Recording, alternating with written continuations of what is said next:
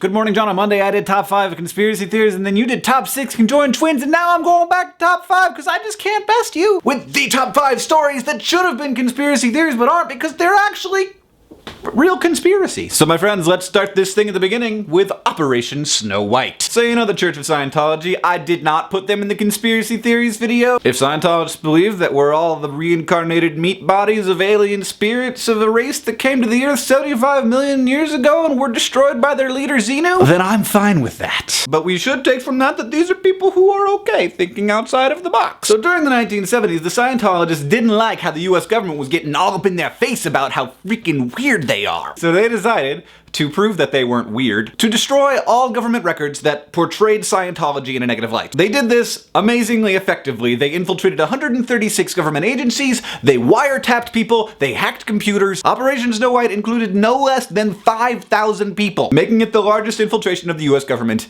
in history. Number 2. MK Ultra. In the 1960s, it is true that the CIA was conducting illegal government mind control experiments on people. The unwitting test subjects of MK Ultra were given LSD, they were verbally abused, physically isolated, put in sensory deprivation chambers, and a conspiracy theorist's dream. In 1973, the CIA director ordered all MK Ultra files destroyed. Number 3, the Tuskegee experiment. From 1932 to 1972, the government of America intentionally gave ineffective treatments to 400 black men with syphilis. It was all part of what was supposed to be a 6-month-long study, turned into a 40-year-long study in which almost half of the men died of syphilis or related complications. Number 4, remember the 5th of November. I kind of feel like I have to explain that Guy Fawkes wasn't a big deal in this thing. There were a lot of people working on the plot to blow up the British Parliament in 1605. And it's like, we call it Guy Fawkes Day, but he was the guy guarding the gunpowder. Obviously not an important dude. Number 5, the business plot. This is an excellent example of why kids shouldn't go and get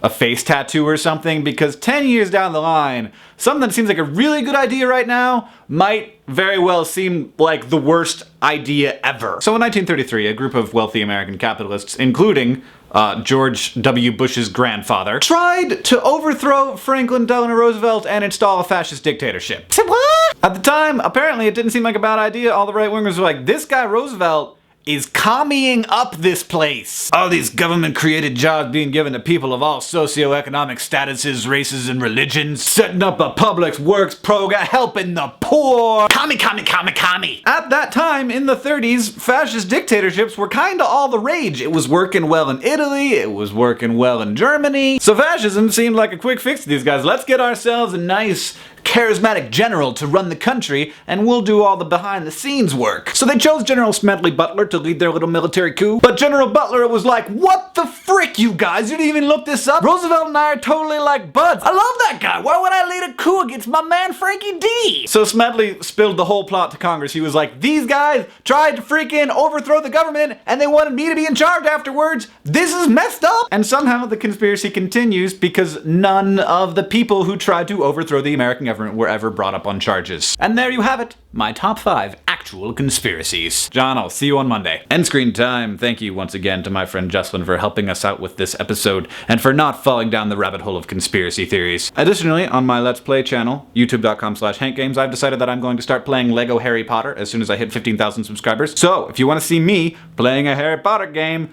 then go to youtube.com/HankGames and subscribe.